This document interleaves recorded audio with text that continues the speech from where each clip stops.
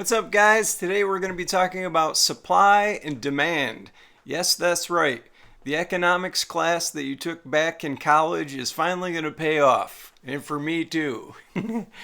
My name is Kev Rowe. I'm a working musician, a singer-songwriter. I've been recording and doing gigs and traveling my whole life. For about 30 years now, I've been a working musician. But I'm also a playlist curator here on Submit Hub and Playlist Push and Sound Campaign. I listen to music all day in consideration for those songs to be on my playlist network on Spotify. So on Spotify, I have a huge playlist network of over 20,000 followers who listen to music every single day in all different genres: pop music, country music, Americana music, folk music, some rock and roll, some instrumental. Yes, music lovers. They're out there and they're here with us listening on Spotify and Submit Hub. So supply and demand. Yes, let me tell you about my experience as a playlist curator. So I've got anywhere from 8 to 10 playlists that I'm actively adding songs to at any time. Right now, I think it's about eight playlists. Inspiring songs, feel-good country songs, healing Americana, and a whole bunch more.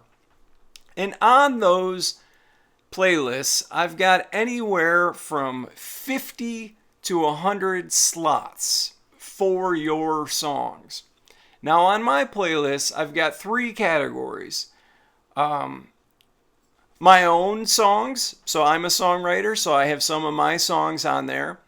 And just for full disclosure, in the ads that I'm building some of these playlists with, I build a playlist in a whole bunch of different ways. But in the ads that I run on Facebook and Instagram, my music is on those playlists. So when people come to join my playlist, my music is the introductory offer, right? That thing that they hear first. But when they arrive there, they see three categories of artists. Me, so I'm one. Popular artists within the genre that the playlist is associated with. So let's say it's feel-good country songs. Kenny Chesney, Tim McGraw. I'm not sure if Taylor Swift's on there. I don't think she is. Zach Bryan, maybe Casey Musgraves.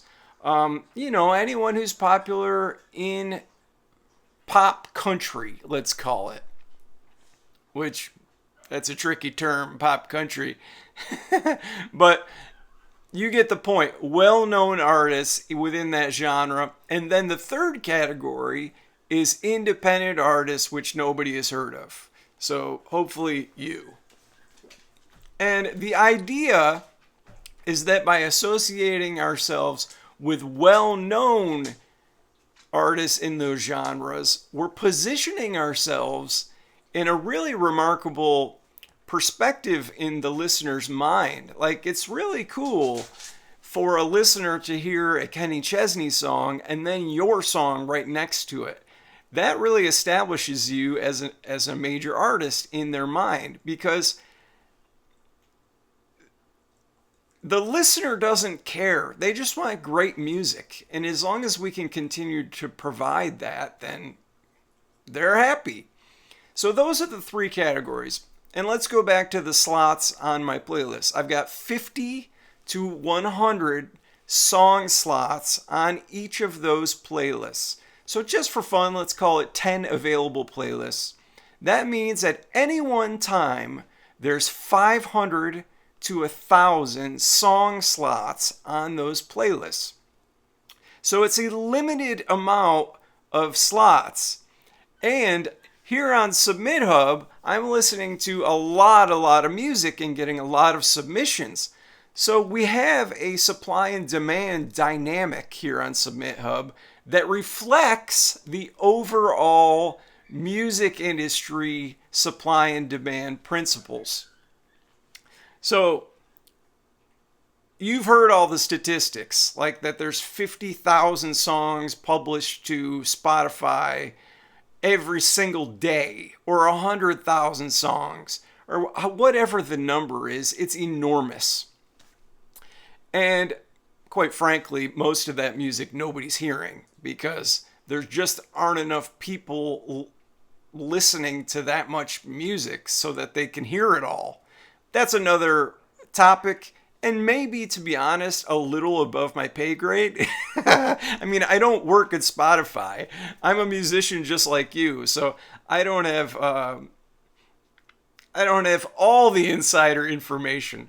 But supply and demand is a factor, even for Spotify, especially for Spotify.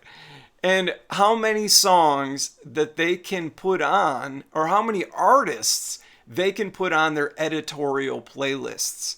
So you know the whole submitting to editorial playlist process. You go into your artist dashboard on Spotify for artists, and you submit your new song, let's say 3 weeks or a month out before, in hopes that one of the Spotify editors will put your song on a Spotify editorial playlist, which can make or break your career pretty much.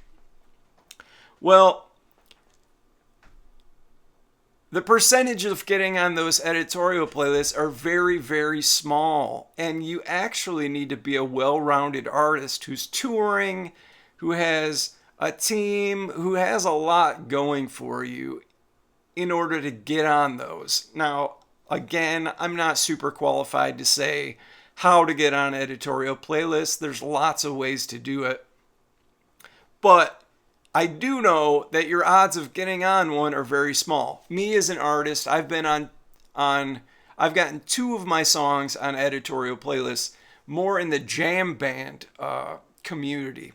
So my music kind of goes between Americana, folk, jam band, festival scene, a little bit in country, which I'm exploring more now, but jam band stuff. And it depends on the song, right? So I've had 2 songs on the editorial playlist, Modern Jam Band. The songs were Bittersweet Ending, which is no longer on that playlist, and my song I Go to Work, which is on Modern Jam Band right now. But I'm getting off track here. This is about supply and demand for your songs on my playlists. Yeah, you gotta imagine there's 50 to 500 to 1,000 slots. I mean, that's the reality on these playlists, and they're changing all the time. So one thing I wanted to really point out is the 4 seasons factor. Like, you've got winter, spring, summer, and fall. And there is a changing supply in each one of those seasons. Like in late winter and early spring, a lot of new songs are coming out. Tons.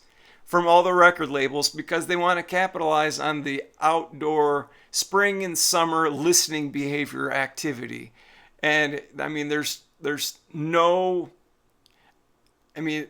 it's for a good reason that Taylor Swift and Ed Sheeran and all these guys release all their most popular stuff in late spring, early summer, because they want, not late winter, early spring mostly, because they want all that stuff to be on all the best playlists all summer long while people are going to the beach and listening to music or barbecuing or having parties or going to the clubs or vacationing. And that's when music listening goes up. So the demand is higher then, and the supply is also higher then.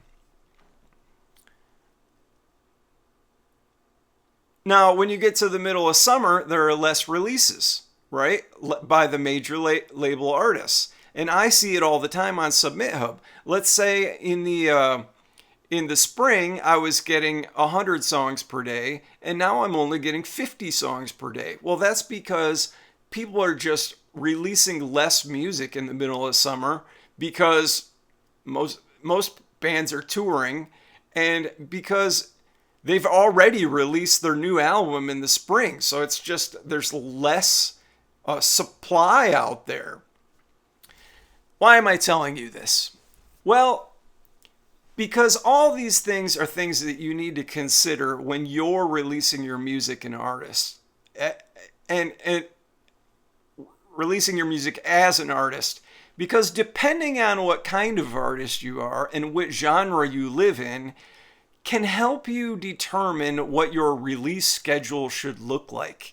And in general, across all genres, I would say just consistent publishing and distribution is the best way to go. So a lot of music marketers here on YouTube say, just publish everywhere from 4 to 6 weeks or 2 months and you'll be fine. And I want to say that's probably about right, you know.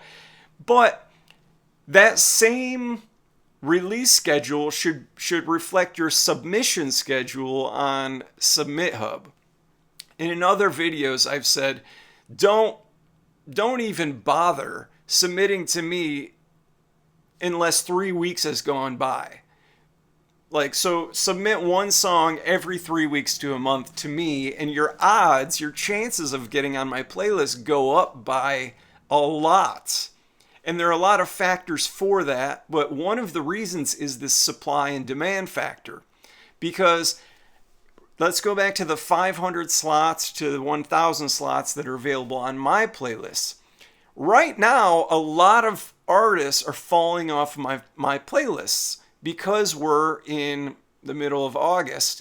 And a lot of those hot summer songs have been on there for a while. So right now, in the middle of August, the supply side is low, but the demand side is still high because I need my 500 to 1,000 slots on my playlist filled. And if you're submitting right now, you have a greater chance of being on those playlists because I need songs. I need great songs. And the world demands great songs all the time. And I'm not the only one. It's true for all the other playlist creators on Submit Hub or on other platforms like Playlist Push. And it's true for the editorial playlists on Spotify. So if you can consistently be putting out new songs all year round, you're going to be better off in capitalizing on this supply and demand factor. I had more to say on this. Yes, consistent publishing and distributing. I think I've about covered it all. But yeah, just keep in mind, I don't mean to treat you like a number. You're not a number. You're my friend. But just realize the amount of competition that is out here. I mean, it's a lot of artists, it's a lot of music, and a lot of people fighting for a career in music. So I guess that's about all I have to say on supply and demand. Thanks for watching these videos. Subscribe if you haven't yet. See you later. Bye.